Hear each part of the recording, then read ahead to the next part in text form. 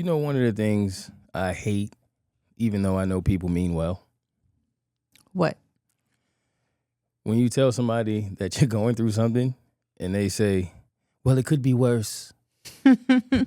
That's them just trying to be positive. Find something else to say. I know it could be worse. I'm aware. Like if my bed is really uncomfortable, like I'm aware of the fact that there are people with no bed. Because that's what they say. There are people with no bed. That doesn't change the fact that my back hurt in this bed. I am one of those people. The positive type, right? Yeah, especially after being in New York this weekend and seeing a lot of that, unfortunately. I actually almost cried. That's how bad it was. I haven't seen it that bad, I think, my whole life. See, and as sad as that is, what it does is it makes you believe that you can never be sad about your own situation and your own life. And you can be, because sometimes life is sad. Like, it makes you feel like your issues are never relevant because, yes, there is always somebody going through something worse. However, there is also always somebody going through something better. And if I have $100 and that's my struggle, you telling me that there's somebody else who's broke and has no money doesn't make me feel better. Because mentally, I think that I'm closer to the person who has $1 billion. There's also someone who has that. So I'm still sad about my $100. Have you ever seen addicts in the middle of the day? It's probably like 2 p.m.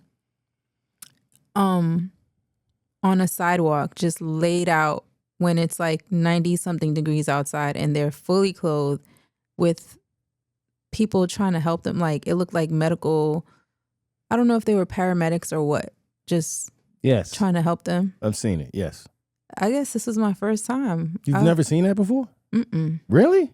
Mm-mm. Yo, there's so many times when you tell me things that you have never seen and I am shocked. Like, I realize how different our upbringing has been. But yeah, I grew up around that. I mean, I've seen people on the street, but that, no. And then it was, they were younger than us. It seemed like there was also, I saw a few guys walking barefoot. And it's like, I see this in other countries when we go away. I don't so much see that so much in New York. And I guess maybe it's because I've been sheltered. I don't know. But I mean, I go out. I used to go out when I lived there. And I really never saw that, especially during the day. Yeah, no, I've seen this a lot. And it's sad and it's unfortunate and I hate to see it and it brings my life down and it is now bringing my monologue down when the point of this was to say that I hate when people do that.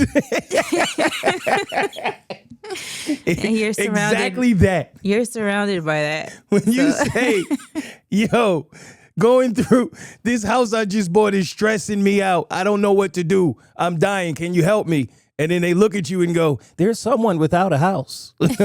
I still have these problems, man.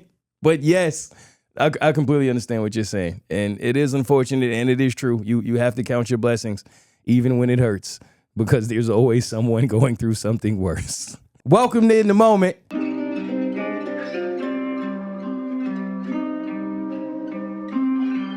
I'm in the moment. Stay in the moment. Yeah, hey, look, check.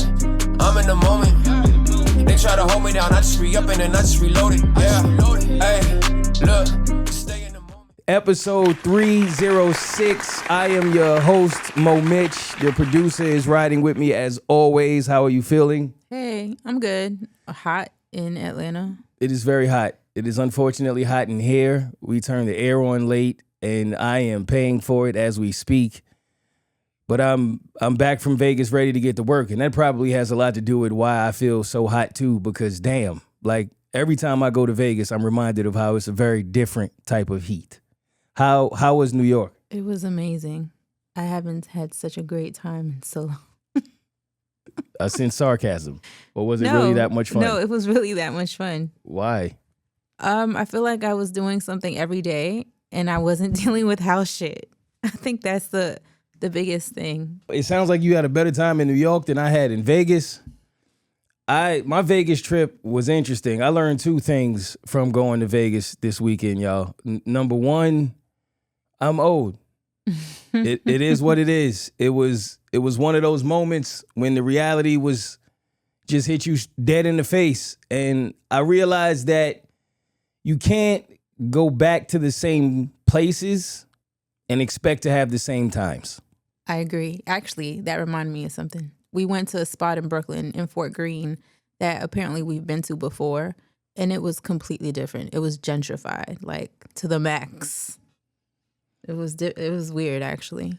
It messed me up because I've been to Vegas quite a few times, and I went at every era of my life, early 20s, late 20s, early 30s, now, and each time it was very different. And I was excited about this weekend. I was excited about this trip, and I thought it was going to capture some of those same moments and feelings that I had when I went with my dude the last couple of times. And we had a great time. Don't get me wrong. It was a great time, but it was a very different time than anything I've ever experienced going with him to Vegas. And a part of that was accepting that when you're in certain eras of your life, you don't know when you're watching the end of that era until it's over. And you can't recapture it. You can't refill those feelings, those memories. You got to find a way to ingratiate yourself in this new era and enjoy it the same, because it's never going to be the same. And I think that's a similar feeling when you miss people and you're uncertain if you missed a person or if you missed the feelings you had when you were with the person. Because I've learned it can be two very different things. And I'm going to go into that. I have answers to who my best friend fought on his Ring camera or his home camera last week, because that's who I was in Vegas with. I'm going to get into that. And I'm going to also get into the drunkest thing I think I've ever done in my life.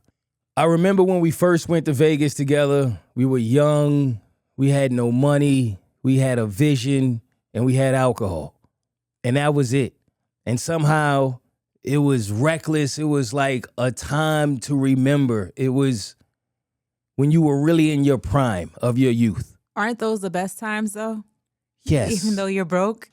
Yes. You don't live life like That's you're broke. the thing. The first two times I think we went to Vegas, I had no money. I didn't know how we were going to pull this off. We drove to Vegas and had the time of our lives. I don't remember how we did it, but we did it. How long does it take to drive to Vegas from Colorado? It was from Colorado, so it was about 12 hours. Okay, nice little road trip. And one of my homeboys did the entire drive. Shout out to him. I don't know how he did that to this day, but sounds like me. Like, I'd rather be in control of driving the car yeah, than you probably let would have any done of the my same. friends do that. Yeah, and me and Money started drinking immediately, so he didn't have much of a choice. But this time, boy, was my age showing. My position in life was showing, y'all. It was bad. I'll give you a perfect example. Thank God they had a pool that was right by where my room was, to where you can go to this pool and there's hardly anyone there. So some of my best times or best moments on a trip to Vegas with my guy is waking up early and going to this pool. I'm going to tell you why. Now, first things, shout out to the older people that be on vacation. I don't know what time y'all get up. Y'all get up mad early. Have you ever noticed that? Yeah, they go to the gym and then they go to have breakfast. And then they at the pool. Right, because they need to save their spot before That's my point. everyone else gets there. I have always been the guy who gets to the pool at 9, 10, and think I did something, and everything is taken up. So I thought the one good thing about getting older is I get to the pool early. We'll have a nice spot. I get to the pool on one of these days. He gets to the pool the first day before me, 7:30. Tells me I couldn't find a spot. I think he's lying. I'm like, no, you just didn't try. I get to the pool before him the next day, around the same time. He wasn't lying. And it was people already out there, stretched out. What time do y'all get to the pool? How does 7:30 not get you a spot at the pool? But don't forget, a lot of people that are coming from the East, the time difference, sometimes you just, you're going to wake up at 5 when it's really 8 a.m. in New York, Florida, wherever the hell you're at. I'm one of those people, which is why I thought I had an advantage because I'm 3 hours behind. My body is used to it. 7 for me is 10. I still couldn't beat these people to the pool. Now, What time are you going to sleep? oh, it's Vegas. Exactly. I don't remember. They're not doing that. Yeah. They're likely not doing that. Yeah, you're right. So they beat me to the pool. Cool. Now, we decide to go to the other pool. This was like the adult pool. There was just older people in this pool, couple kids. But you know how in Vegas, there's 2 different pools. There's that pool, and then there's like the party pool. I have discovered that I'm a little bougie because when we got to this pool, I realized immediately that I now look at pools very differently. Because when you have a pool and you learn what it takes, the amount of effort and work that really goes in to keeping a pool clean and sanitary for humans to be in it is a lot. And you have to do more work than whatever the people are doing in the water in order for it to be clean to swim in. So I look at the water and immediately know there's not enough chlorine in this water. This is the kind of shit that's going through my mind. That sounds filthy. While I'm at a pool in Vegas. 23-year-old me is in the water, probably naked. Today, me, I don't want to go in this water. So before I could say to my dude, hey, I don't know about this water, he's already in it. Bet. I go to climb in the water because I don't have a choice. The water is cloudy. That's the first thing I notice. I feel like I'm in the friendly skies. I'm stepping over hair. There's mad hair in the water. I don't know why. I see a bottle, like a cup or something, in the water. It's mad people in the pool. Everybody's drunk. No one is thinking about this but me. I'm the only one. So I'm trying to make my way through the water. I realize now I need a drink immediately because I want to go back to the pool where I was comfortable. I go to find my little spot. I lean up on a wall. I turn around. Money is like a dolphin in and out the water, like coming up, shaking his head. He don't even have hair. He's doing a little bald head shake, enjoying himself, not thinking twice about this. And I instantly realized the difference between people who overthink and people who don't give a shit. He's just enjoying his time. He's literally just enjoying himself, not thinking twice about it. He's coming up, blowing bubbles in the water coming out his mouth. And I'm just sitting there thinking to myself, Not in Vegas. how disgusting is this? He don't have a care in the world. He's thinking, my wife's not here, my kids are not here. This is the least of my worries, right? So I'm like, all right, I'm not going to say anything. I don't want my mans to not have a good time. I don't want to ruin his moment. And as God would have it, because he has the best sense of humor, lady comes over. She's like, would you guys like a drink? I'm like, a double, please. We get 2 shots. This guy comes up to get a drink also with his wife. Now, this guy is Mexican and my homeboy is Mexican. So I don't know if this guy said this to my friend because he felt like I have to say this on behalf of my people. Like, I feel like a part of him was almost embarrassed at how much fun my friend was having in this water. And if you happen to see my dude, he don't exactly look like he's a fish. He just doesn't give that image. By the way, we having a Bro Olympics in 2 weeks. And one of the races that we have to do is swimming in the water. And I promise y'all, I was extremely confident until I saw the way he was gliding through this Vegas water. And I realized I might have let my mouth cash a check, write a check that my ass can't cash. But the dude goes, man, can you imagine how much piss is in this water? Just like that. Oh my God. As he's saying it, there's water coming out of Money's mouth. I mean, literally.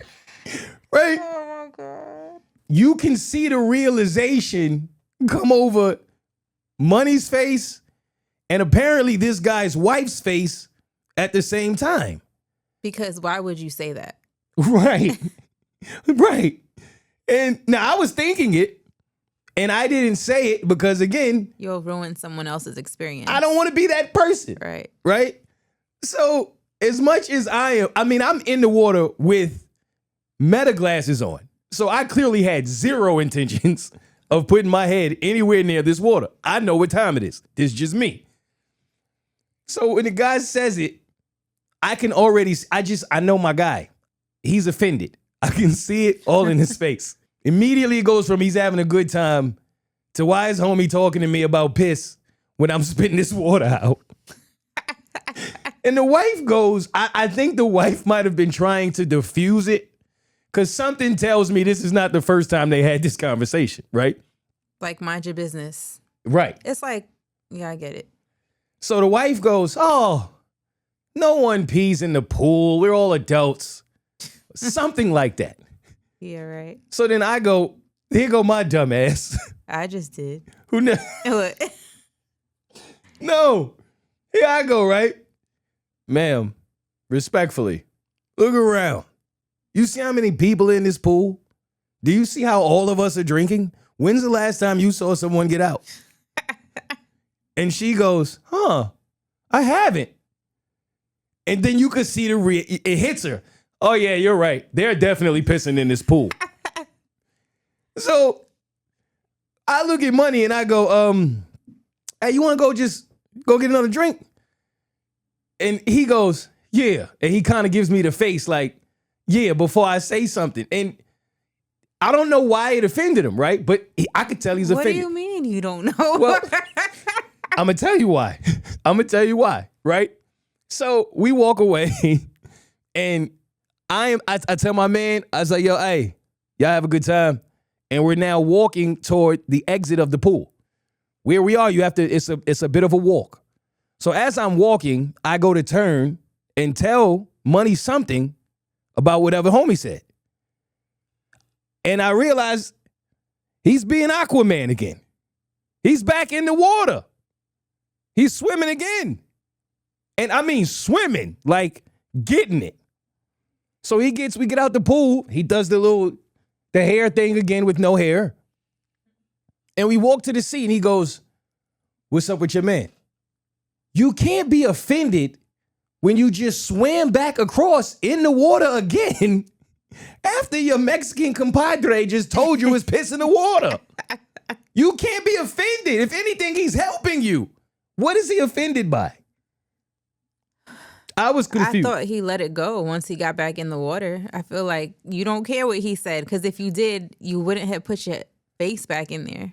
That's what my point was. But if you know him, that's one thing he's not letting go. If someone says something to him, especially a man, that he does not like, he is going to find out what your intentions are. And normally that leads to things, which is why I was like, let's go get a drink. But I couldn't understand why he was offended. As his friend, I was offended. When you was down there swimming and being a little mermaid in a Vegas pool where we can see bottles and hair, and certainly there's piss, because why else is the water this cloudy? Why is he down there goggling? I don't know. No. That was the trip. I mean, it was whether it was moments like that in the pool, at when we were gambling, when we was at the party. That was the trip. This guy was having a completely different time than I was. And He was just enjoying himself yeah, freely. Like he just let go of everything. And What was your experience? Quite the opposite. Keeping him from fighting. So do you Keeping feel like myself you from were germs. A babysitter? You know what? Babysitter? No, I don't want to use that word. That's the wrong word. Yeah. Do you think you were the responsible one? I was the responsible friend. I also, some of it I did to myself, right? Like the pool thing, I didn't have to be responsible for him. I just thought he was disgusting. And that's just a mental thing that I'm going through. But it was an example and a metaphor for how we approach life and how different we are and how we approach everything. He's just carefree, no care in the world. I have every care in the world, including cares about him. I'm feeling the shame and the disgust from watching him be in the water. This not bothering him at all. He's piss mouth 3000. He could care less. I mean, couldn't care less. And I can't do it to the point where that's why I can't float. That was where I was getting to. Did you see him float? Floating. Exactly. That's floating away. the difference, right? Because I feel like when you can float, it's like, don't think about anything. He's better than me at that. Relax, like just let everything go, and you struggle with that. I do. And there was other reasons I struggled on this trip. I had to come to a realization. I'm going to get into that in a second. But first, let me draw a conclusion and recap this fight story. Remember, there was ring camera footage of a fight that happened in this same friend's kitchen, and it was with a gentleman whom we've never seen before, don't know why this happened. He told me he would tell me in Vegas, remember? Yes, that was last week. Another thing I realized, when you go on a vacation with your married friend with 3 kids, there are a lot of points in the vacation where you become a therapist, whether you signed up for it or not. After a few drinks, boy, do they get to venting. And that's fine. Completely cool with that. But in the midst of the venting, I was trying to get him to tell me this story so I can return it to y'all. He was not interested in telling me this story at all. He was in Vegas. His mind was other places. He didn't care. But what I did get from him was this was his wife's best friend's husband. Oh, my God. My worst nightmare. I said, bro. Were they playing around? No. Oh. No. When I went to shake his hand, when I saw him, I was excited. Yo, bro, my hand. I had a little. I said, what? So that's when he started telling me. I said, so this was a real fight? He said, yeah. He said, I said, what happened? Now, the thing about my homeboy is he's a man of few words unless he's drunk. Then he doesn't stop talking. If you've seen him drunk. Every time you've met him, he's been drunk. Sober, few words. Drunk, friendliest guy in the world. Real Leo shit. So he's like, yo, he came over. He was doing a little too much. I said, a little too much how? A little too friendly. You beat up your wife's best friend's husband in your kitchen for being too friendly? Too friendly with who? With him. That's what he told me. He said he was just kept overdoing it. And at some point, he kind of asked him to relax a little bit. And the guy just wouldn't relax. And he had to grab him and slam him. And he said, that was it. And I didn't think it was a big deal. And I said, you didn't think it was a big deal that you put your wife's best friend's husband in the oven in front of everybody. You didn't think that was good. That was something. And there's footage. And there's footage. You didn't think this was something you'd have to explain? Because I'm trying to get it to America's Funniest Home Videos. So this is just the beginning. You didn't think that. And he was like, I could tell. For being too nice? That's what he gave me. I'm still trying to get more from him. And I called him hoping to speak to him before we record today, which happy birthday to my mother. It is literally my mother's birthday. I love you, Mom, and I hope you're enjoying yourself. Yeah, that's what he told me. That's what he gave me. I said, there's no more to that. He was like, nah, really. It was honestly, it wasn't that crazy. So what happened after? That's what I said. He said they left.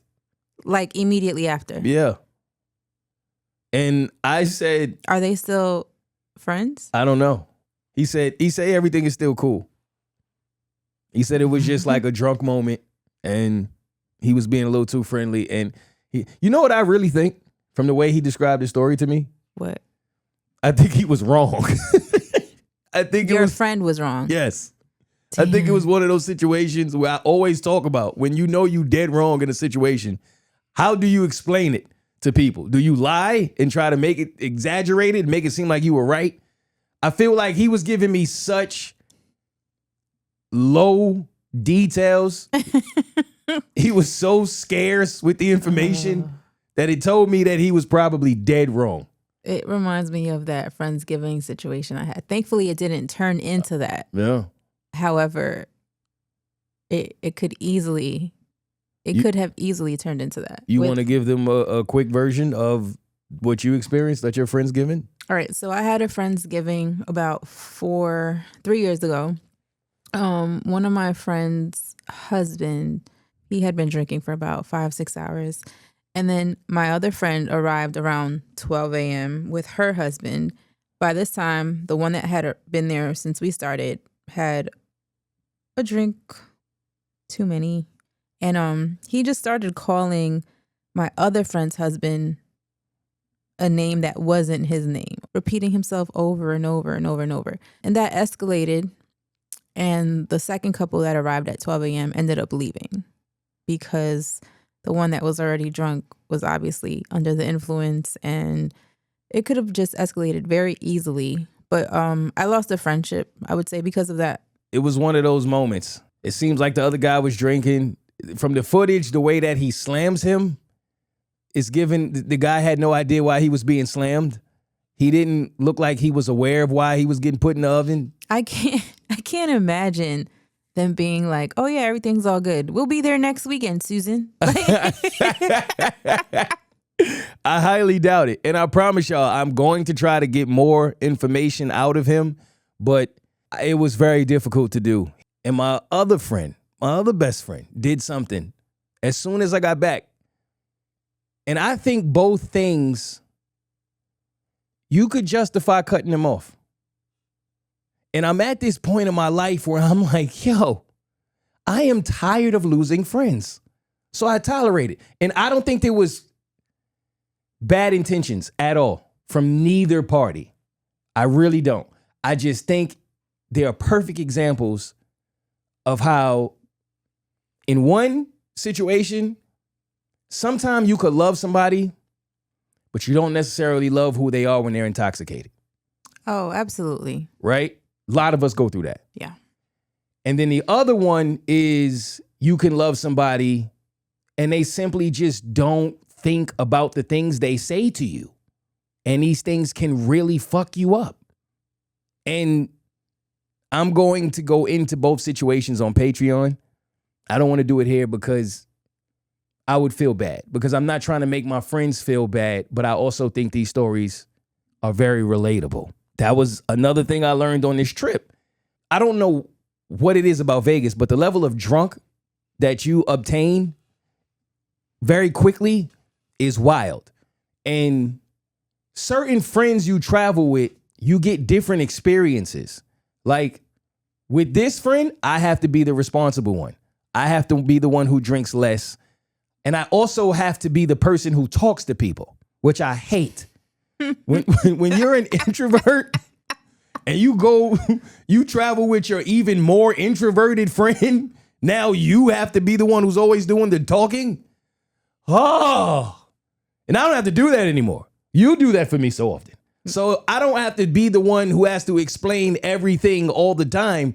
But with him, I do, because he's not a talker. He's less of a talker than me. And when he is a talker, he too drunk to be saying anything substantial. So that's a whole different part of who you travel with, right? Like what personalities you travel with. If I ever got to a point where I realized I'm too drunk, we were in trouble. Because first of all, in Vegas, you could see the building of your hotel and not be able to find that shit for 2 hours. It'd be right there. That happened in a parking lot to me too. But it wasn't me. It was my friend. I swear no one has sense of direction. Nobody. And it's hard in Vegas. And because it looks like it's right there, but it's right not. there. You got to go certain ways, and then the streets cut It's off, either and you the can't. street or the what is it? You got to Not take the tunnel, overpass. It's crazy, and it's hot as hell. It's like, I mean, I felt like I was walking around in a sauna. That's another thing about getting older, going to Vegas. We didn't want to leave the hotel. Every time we would step foot outside, if there wasn't a cab right there, we would go back inside. Like, this ain't it. I still remember that. And I think I went for my friend's 25th birthday and I was slightly sick. So as soon as I stepped outside, if there was no water nearby or AC, I couldn't breathe because my the air was so dry. It's so dry. At some point, we're trying to find a place to eat. And the part of the hotel that we're on, because they connected. So like Aria is connected to the Bellagio, which is connected to Vidora or something like that. I can't remember, but they're all connected. So you reach a hallway where you can go to either one of them, and they're all different, but they all look the same. And at some point, we were like, I'm just trying to find something to eat. We left gambling. We done had too many shots. We just trying to find something to eat. Do they still give free drinks while you're gambling? Yes. Okay. Which that was another thing that we would keep gambling because the drinks were a lot cheaper. Oh, almost forgot. We walk in, he want a birthday shot before we check in. Fair enough, I can't be mad at him. I'm like, bar's right here. We go to the bar. Yo, 2 shots, whatever he want. He orders his shot, I order my shot. You know how much this was? How much? $100. For 2 shots? For 2 shots. Were they doubles? Yes, but that's not the point. So then that's not that terrible. What? For Vegas, it sounds like New York. Like That's even $25 a shot. Yeah. Even when you're here, a double costs you like $30-something. You're not wrong, but I'm getting too old for that. I'm getting too old. I went right to the slots. It was on a penny machine. Yo, I'm drinking. Hello, gambling. Like, nah. Hey, y'all got to be crazy. So I'm like, all right. I really did that and got myself drunk right off the penny machine. I don't even know if I'm winning or losing. It's just making noise. I don't know what the shit doing. You was there with grandma? Yeah. Yes, grandmas actually. be Yes. just with the slot. Yep. And they be loving me. Hey, you winning? I'd be like, I don't know. And so we try to find something to eat. We find a spot. It looks really good. And this is another thing about guys' trips. As much as women probably don't love when men travel together, I promise y'all, 70% of our trip is us being entirely too drunk to figure out what we're supposed to be doing next. I've learned this. This is a fact. We get to this restaurant. First of all, I have no pictures, right? From the whole day. This happens every time with a guy's trip. There's no one taking pictures of you. You put on your flyest outfit. It's the first time you ever wore it. You don't have one shot of it. Y'all don't have pictures together because y'all don't think to stop and ask people to take pictures. But once the whole trip, this is the type of things that happens when you don't have a woman around. Nobody's planning anything. There's no itinerary. We're just drunk. That's it. That's all we got. And we know where the craps table is. That's it. And the sports bar is over there. So we get to this restaurant. It's packed. And they're like, oh, it's going to be an hour. So I'm like, I ain't waiting an hour, Brody. He's like, nah, we can wait an hour. So I'm not waiting an hour. I'm starving. He's like, all right, we'll find something else. We leave. We don't look at the name of this place, nothing. We just walk off. We keep going. I'm like, yo, I'm gonna find something else. He must have sensed that at this part of the trip that I was doing everything and said to himself, I got it. Not this time. I can find something to eat. You just chill, enjoy the views. I said, cool. He said, I found something, but we got to take a Uber. Bet. So now we done walked. By the time he found something, we have walked all the way to the other side of the building because I told y'all it's connected. It's 3 different buildings, right? Yeah. We walked all the way to the other side of the building. He gets us an Uber, said he's taking us to this really nice Italian restaurant because he knows I like Italian food. I finally start to feel seen in this relationship, right? We go outside. We get into the Uber. Uber guy's really nice. Ask us where we're from. Whole shebang. Pulls off. We get to the spot. I'm like, damn, that was quick. My man, you didn't even take us somewhere where it's far. He took you back to the first. Same place. Yo, he took us right back to the same exact place. Oh my gosh. I said, how did you even do that? He's like, bro, I don't know. I just put it in. It was the first. I said, fam. Put it in maps. No part of you stopped to say, wait, if this spot is right next to where we just left, then might have just walked past it. We had to walk past everything we just walked from. Oh my God. Where the guy dropped us off. And it was him. I was like, damn, this hallway looked mad familiar. But I'm saying to myself, maybe they just all look the same. No. We finally get there and she's like, oh, we're not ready for your table yet. So we at the same place, stupid. It was just a different entrance. Oh my gosh. And then I'm trying to ask him about it. He's like, oh, no trip. Well, at least we already on the waiting list. Yo, fam. All right. And then you just go get another drink. This is the kind of stuff that happens. I ain't gonna lie though. That's another thing he did that had me tight. You can't ever ask your friends to extend their trip the night before while they're drinking. Take it from me. It's not a good idea. This man told me he was going to extend his trip 3 times. I asked him 3 times. Are you going to extend your trip? Yeah, probably no thing. In fact, he brought it up. He brought the extension up. And I said, I'm with it. Let's do it. And I actually did it. And then the next day, we at the pool early in the morning. I said to him, what's up with your ticket? Oh, I'm going to do it. He got his big ass head on the end of the pool, swimming with his feet. I'm going to do it. I said, you said you was going to do it last night. Obviously, I'm not going to do it right now. I'm in my trunk, so you want me to do it? I have my phone. And I said, this is how it feels to be a wife. Now I understand. I finally get it. I've asked you 4 times. Why do I keep having to ask you this? And you keep saying you're going to do it. Fam, your flight might leave in 2 hours. We don't know.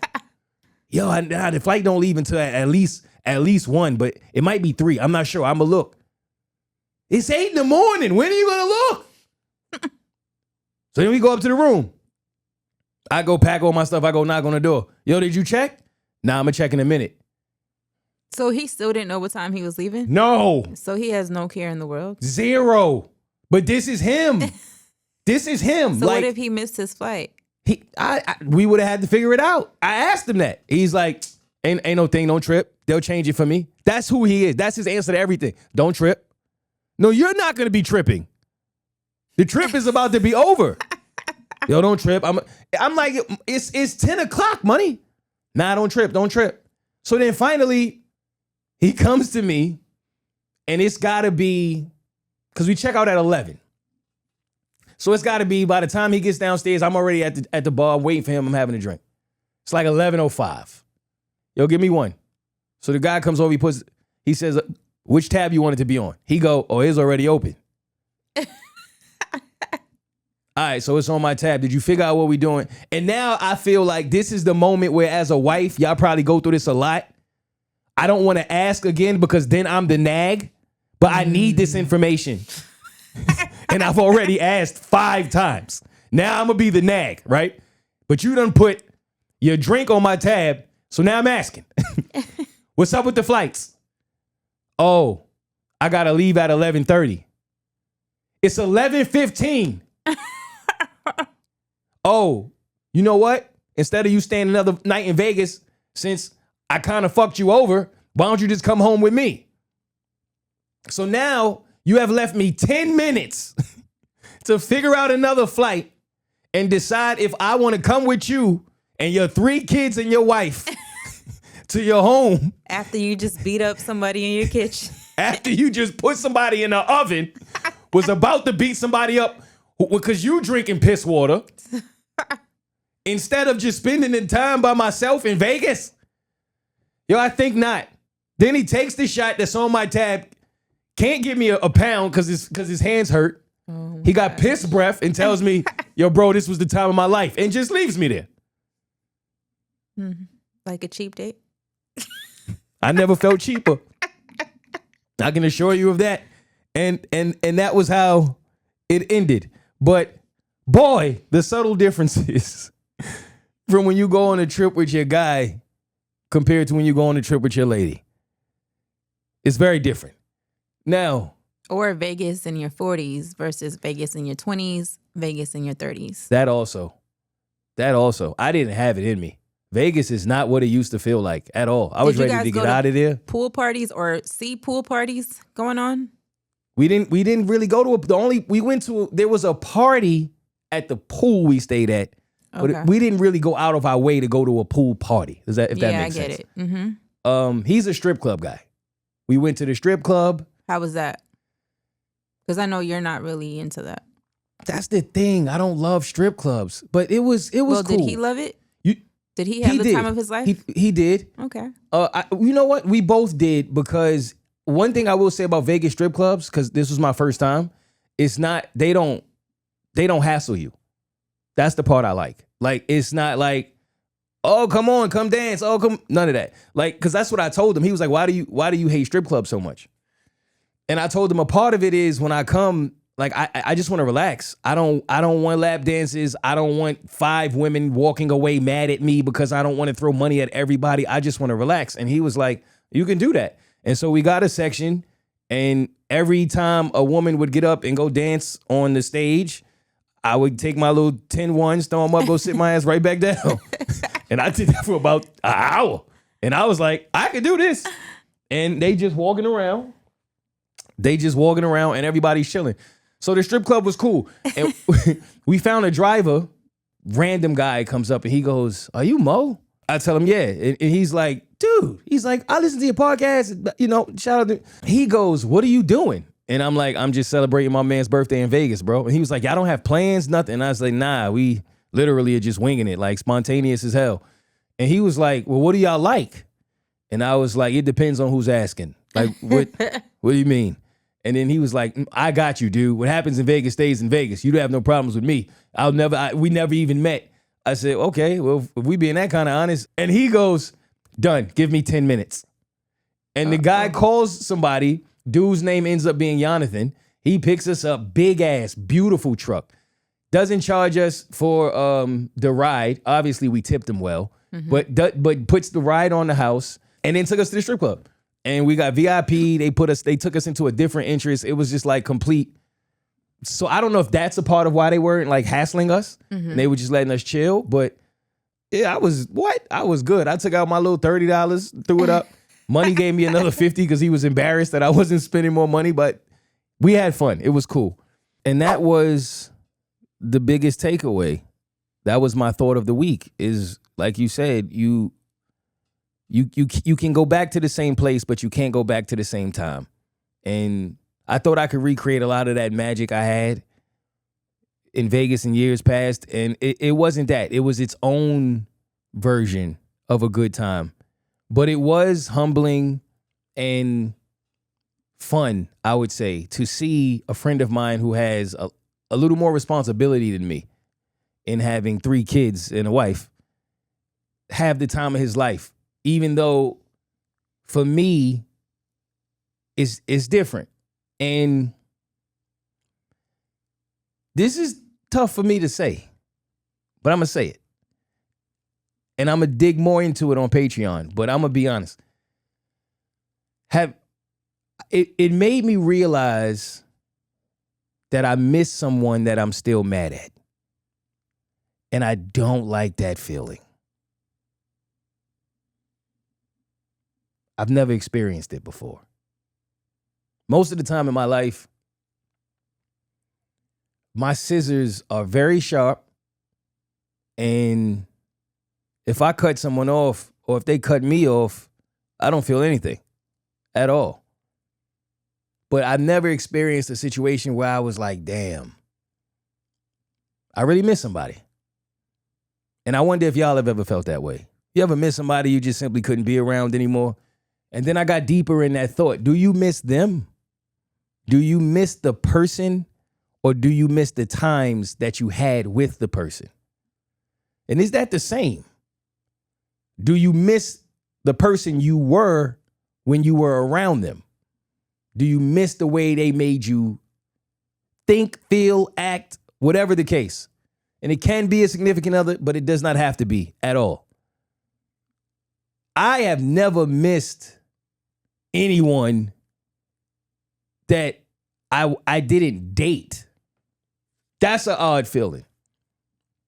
But you don't get the same experiences going out with the same people. It's different personalities. Introverts, we usually need to travel with our friends that are extroverts. It got to be at least one there, or I'm going to spend way too much time talking. I was a different version of myself this trip, though. It made me have to be more responsible. It made me have to be overly kind. I'm always kind when I speak. I'm not always speaking. But I had to be, in a sense, I had to be you. Really. Like, I had to be. Diffuse the situation. Yeah, a lot of that, you know. But it made me have these thoughts. And I want to really climb into this feeling of when you miss friends and how that should be handled on Patreon. And I'll leave y'all with this moment. I think you have to believe the signs, no matter how much it hurts. What I mean by that is, in life, I personally feel like you may meet one person who is usually worth fighting for, forgiving, believing in, writing it out with. That's usually the person you marry. Everyone else, we have to believe in the signs more. Everything is a sign. When people show you who they are, believe them. I guess this is my way of saying that. When people don't choose you the way you choose them, that's a sign.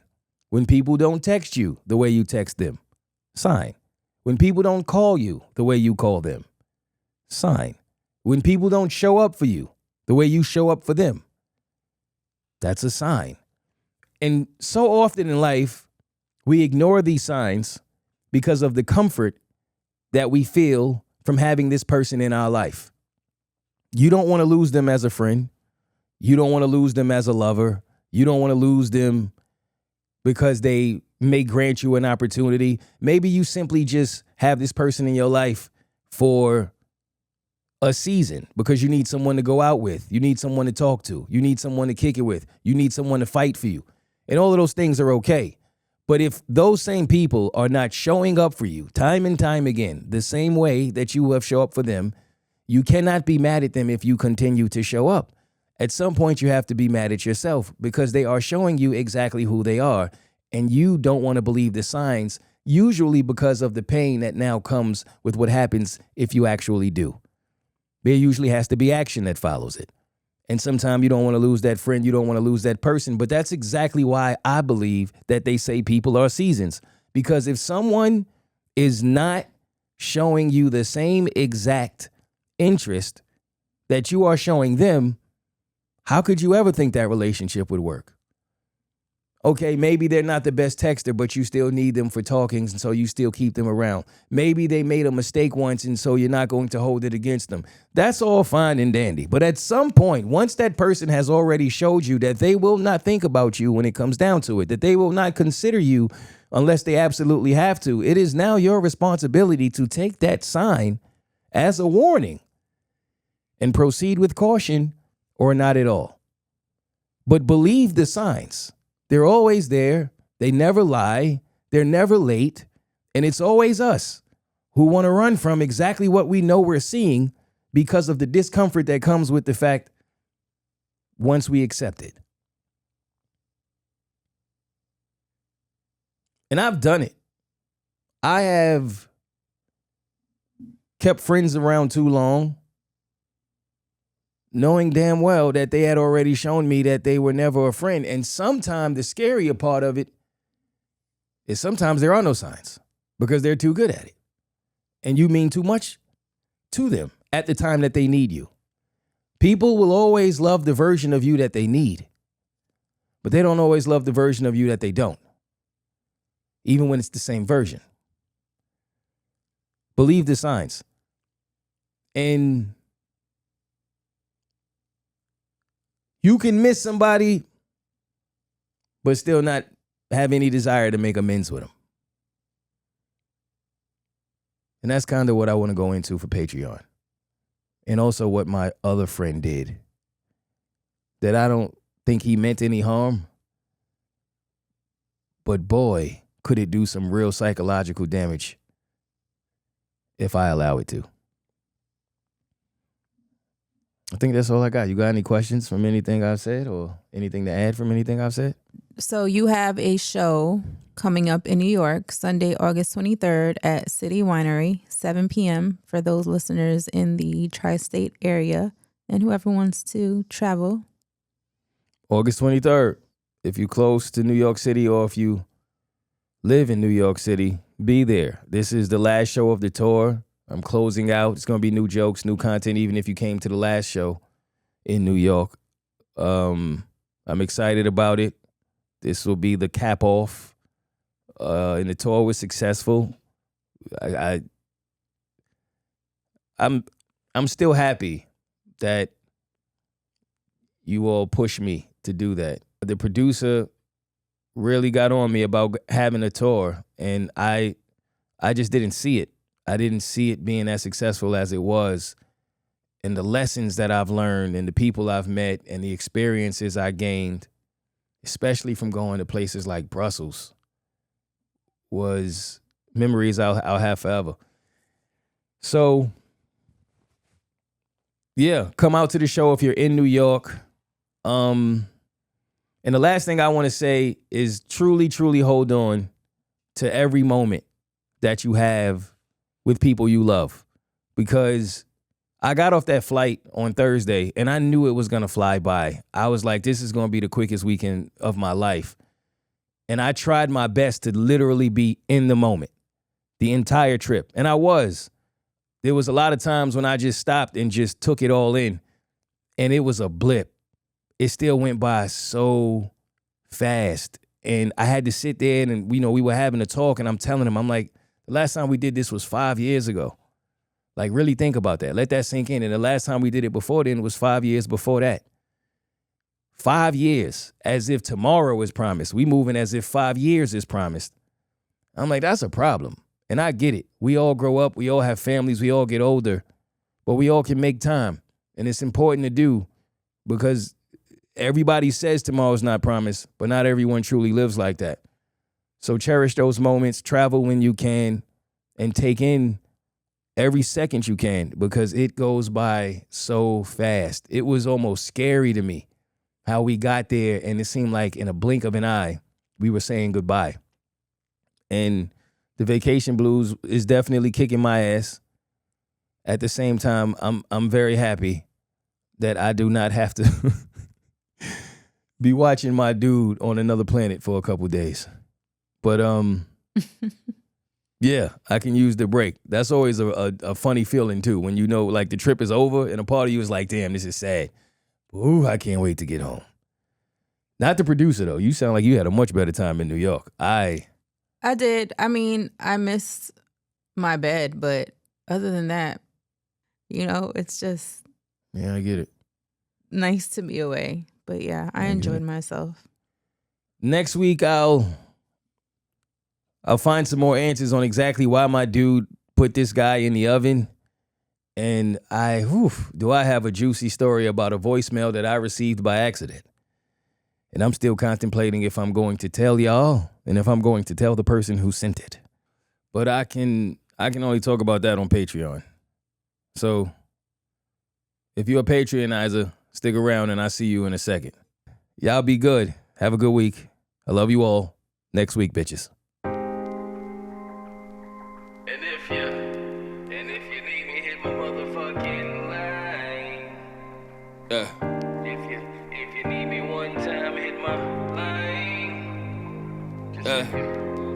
If you need me, hit my line. Yeah. It's 1901. I just want the truth in everything you say. Pain inside my heart that you can't take away. I really ain't concerned with the haters. Nigga, life is what you make it. Ain't really nobody else to blame. I'm sliding head first in the second base. I'm 10 games back in the month of May. Who would've thought all the struggle that I'd overcame to get that ring? Ice my chain, ice the cane, switch my lane. Yeah, I've been on my focus trying to get it. Removed all of the people that was acidic from my life. If there really is a God, please guide me through these nights. If you really was my dog, I hope you help me find the lights. It don't matter how lost you are, my nigga, this for life. I never let you fall or be forgot to the end of time. No question in the place or situation, I'ma ride 100 by your side. If you need me, hit my line.